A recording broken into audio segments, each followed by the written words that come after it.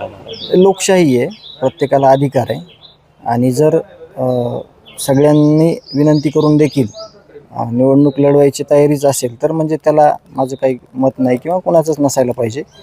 परंतु एक प्रामाणिक इच्छा होती सगळ्यांची की एवढे राहिलेले 18 महिने हे बिनविरोध व्हावे आणि त्याच्यानंतरचा कालावधी सर्व गावकऱ्यांनी मिळून त्याचा पुढचा संकल्प करावा. परंतु इलेक्शन लढवण्याबाबतीत लोकशाहीमध्ये आपण कोणाला थांबवू शकत नाही. ग्रामस्थांना काय आव्हान करणार? नाही, जशी संतोष अण्णाला साथ दिली तशी मला वहिनींना किंवा सगळ्या गावकऱ्यांनी मिळून जे काय पुढं राहिलेला जे गावचा विकास आहे तो सगळा करून घ्यावा आणि 100%च अण्णाचं स्वप्न सगळ्या लोकांनी सांगितलेलं आहे राजकीयसुद्धा की जे काही अण्णांचं स्वप्न होतं तो सगळा म्हणजे सगळे ते डिमांड म्हणजे सगळ्या तो प्रस्ताव दाखल करा आणि गावचं काम करून घ्या. शिकूया AI ची क्रांती.